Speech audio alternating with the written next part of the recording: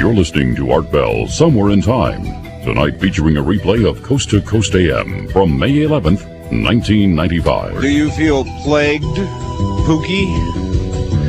Yeah, me too. There could be a happier topic for discussion. But then again, this show has always dealt with whatever's out there, and I'm always going to keep doing that for as long as I'm out here. And I hope that's for a while yet.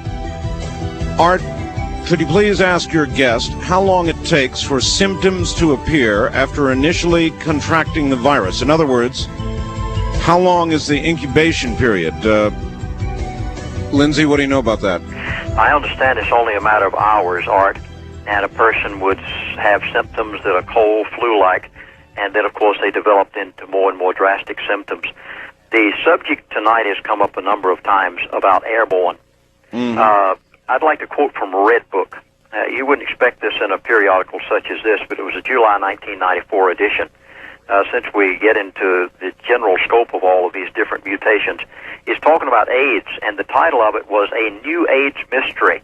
Let me just read one or two statements here. No one wants to discuss them, but 688 people in the United States, some of them children, claim to have contracted AIDS without knowing how. No sex, no needles, no blood transfusions. Yes. Could there really be another means? Now, this same thing, I think we can take over to the Ebola scenario that we've got tonight. Where really did they get it from? And they say airborne, not airborne. Well, it sure appears to be communicable in some ways besides just the way that we're being told they are. It does seem that way. All right, listen to this. Frankly, Art, this whole thing scares the hell out of me. I'm a research technician here at the University of Texas Medical Branch, and I work with viruses every day. Not anything like Ebola, mind you, but a common cold virus. And if this thing is truly airborne, we're in for a hell of a ride. I do tip my hat to one of Lindsay's main points. If anything's going to save us from dying from this thing, it is the immune system. If not, we'd better start finding God again real fast. Just one more thing. Virus is considered to be the lowest form of life, just a piece of DNA or RNA wrapped in a capsule of protein. Isn't it ironic that a virus could be so deadly to the highest form of life? Todd in Galveston. Art, I hope, let me stress again, maybe I'll punctuate it somehow to the listening audience and also to you tonight. I hope that this Ebola doesn't go any further than what it is right now. I mean, it is scary. I don't want it to. We're all hoping that it doesn't take place, but we need to know the facts so that just in case it does. Now, Ronald N. Jones, a very prestigious individual. He's the professor of the director of the Medical Microbiology Division of the Department of Pathology, University of Iowa. He published just recently in the medical magazine Diagnostic Microbiology and Infectious Diseases. He got 43 labs across America to cooperate with him. He took every one of the major diseases known to man today and listed them on one side of the page. On the opposite side of the page in his medical article, he listed the number of modern-day drugs, antibiotics, and vaccinations and so on that these things have become immune to will not affect them anymore. At the end of his article, he stated, the severity of the danger has been suppressed. Lindsay, maybe we should move to this. Art and guest, in this case, Lindsay, assuming the worst-case scenario, it's airborne. It goes worldwide. And suppose one had a bolt hole, in other words, a place to hide out. How long would you recommend remaining isolated? Please don't say where I am. I don't need somebody trying to find my hidey hole. Mike in a city that he won't let me mention. That's a worthwhile question. Let's just assume worst case, as he asks us to, Lindsay, and it begins to flare up worldwide. People are dropping dead like flies. It's the nightmare here. What would you do? Well, I would do any of those things that the person has just listed.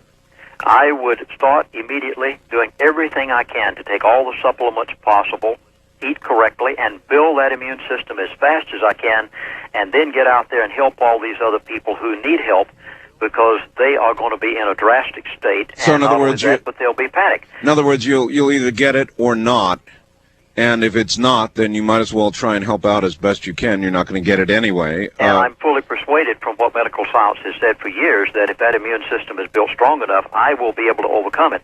Now, Art, that's the reason that the videotape that I mentioned a moment ago is not copywritten.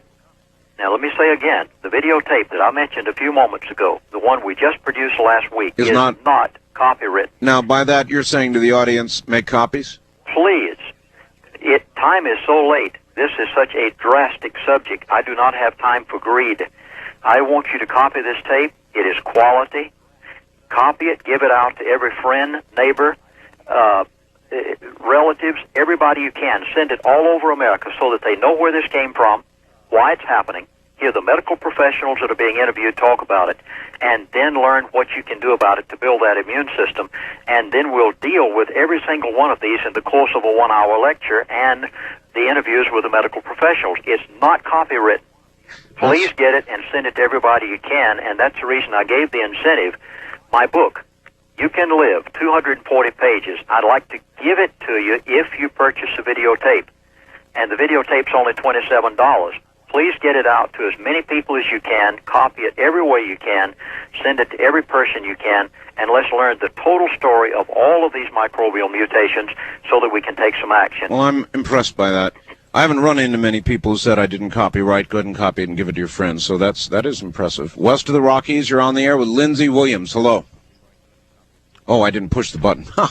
West of the Rockies, you're on the air with Lindsay Williams. Hello. Yes, good morning. Good morning. I wanted to talk about the doctors going down there to the African areas where this virus is. Yeah, the CDC team. Right. And no one's mentioned anything about them bringing it back. I mean, they're crazy for sending them down there. Well, how about all the news media that are going to want this shocking story and get pictures which have not yet been shown on any newscast that I have watched? Yeah, you made the point earlier, all we've seen is stock footage, no new footage of what's going on in there right now. Caller, you know damn well, and so do the both of us, that the news media is going to be fighting like crazy to get in there somehow. Yeah, well... Got to have pictures.